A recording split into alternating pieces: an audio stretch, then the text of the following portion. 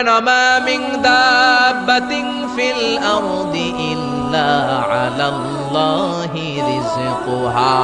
এই জমিনের মধ্যে যত ধরনের প্রাণী আছে, মাছ আছে, পশু আছে, সব প্রাণীগুলাকে মানুষগুলাকে রিজিক দেয় কে?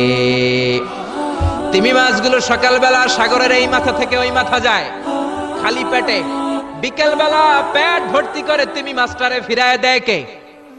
বাবুই পাখি সকালবেলা বাসা থেকে খালি পেটে বের হয়ে যায়, বাবুই পাখির পেট ভর্তি করে বিকেল বেলায় বাসায় ফিরিয়ে দেয় কে?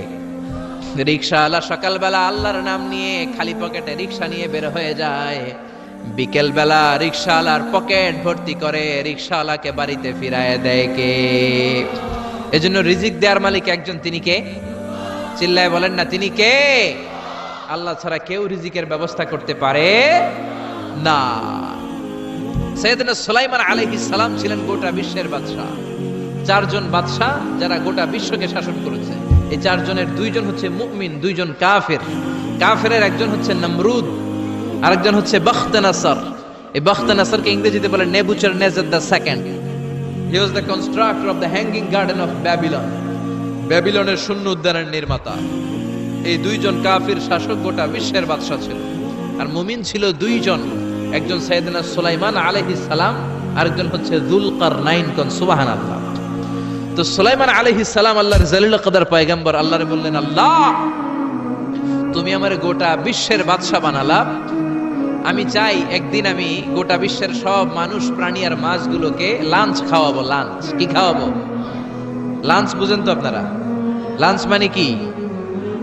দুপুরের খাবার।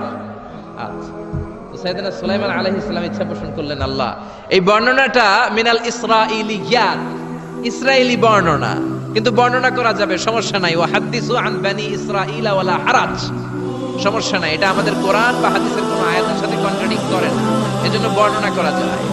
সাইয়েদনা সুলাইমান বললেন, আল্লাহ গোটা বিশ্বের সব প্রাণীকুল, পশুকুল, পক্ষীকুল, মৎস্যকুল, মানবকুল, জিনকুল, সবাইকে আমি একবেলা কি খাওয়াবো? সবাই বলেন, কথা বলেন না। লাঞ্চ খাওয়াবো, দুপুরের খাবার। সবাই বলেন কি খাওয়াবে? দুপুরের খাবার খাওয়াবো। আল্লাহ বললেন, no, it's not your duty man, it's not your job. Sulaiman, এটা তোমার কাজ না, এটা আমার কাজ, তুমি পারবা না। সাইয়েদনা সুলাইমান বললেন, আল্লাহ লেট মি ট্রাই, আমার একটু চেষ্টা করতে দেন।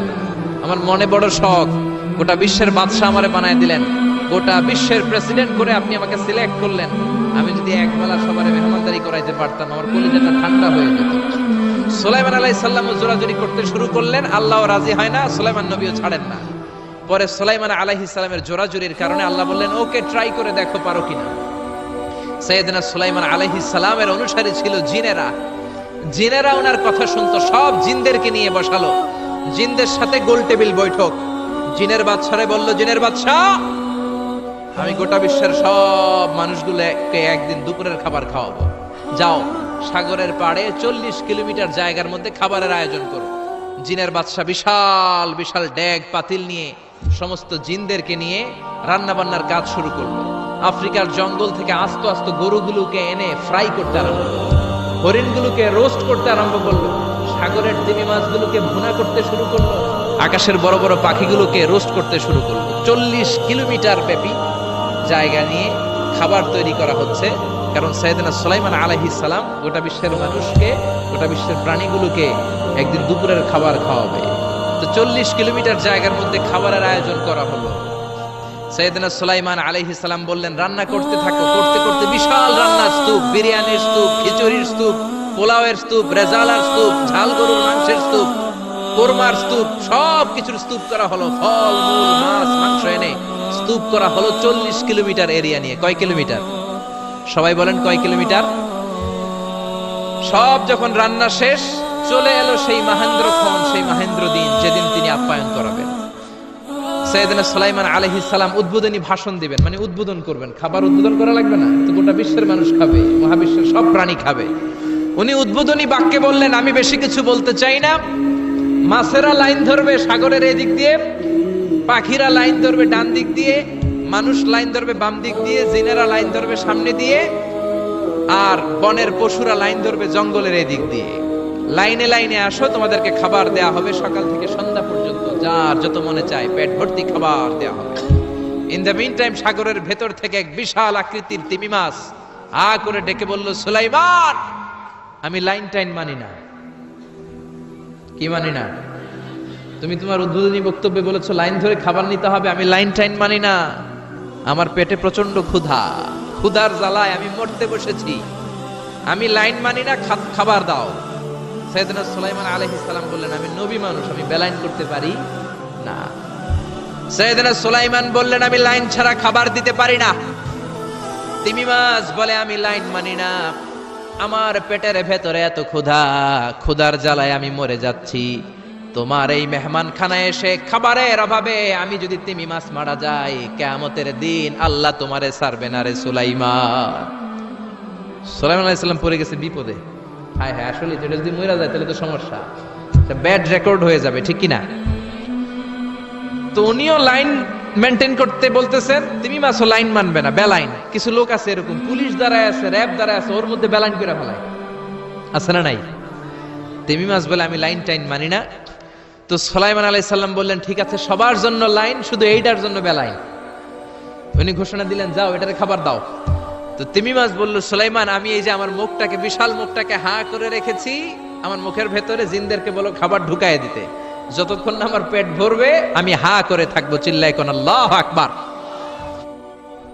সাইয়েদনা সুলাইমান আলাইহিস সালাম ভাবলেন, বিশাল একটা আস্ত গরুর রোস্ট যদি ঢুকায় দেয় তাইলেই তো শেষ, কেল্লা ফতে, ঠিক কি না?